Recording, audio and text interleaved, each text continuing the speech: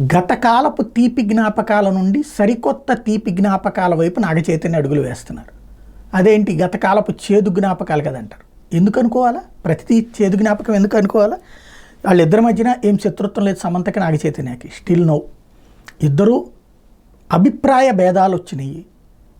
చక్కటి జంట, చక్కగా చూడముచ్చటగా ఉండేది కాపురం కానీ వాళ్ళ సినిమాలు కానీ అదంతా కూడా. తర్వాత ఆలోచనల వైరుధ్యం వచ్చింది తప్పించి నన్ను అడిగితే అది అభిప్రాయ విభేదాలు అని కూడా అనడానికి లేదు. ఆలోచనలలో భిన్నత్వం వచ్చింది. గొడవలు పడి రోడ్డెక్కి కొట్టుకోలా తిట్టుకోలా చక్కగా కూర్చున్నారు, మాట్లాడుకున్నారు, ఎవరు బ్రతుకు వాళ్ళు బతకాలనుకున్నారు.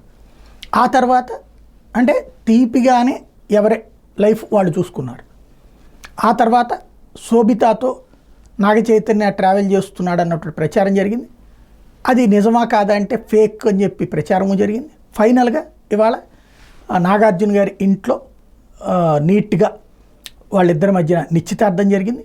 త్వరలో వివాహం జరగబోతుంది. దీంతో నాగచైతన్య ఒక ఇంటివాడు కాబోతున్నాడు. తద్వారా మళ్ళీ తీపి జ్ఞాపకాలు సెకండ్ దశ అనుభవించడానికి సిద్ధపడుతున్నాడు.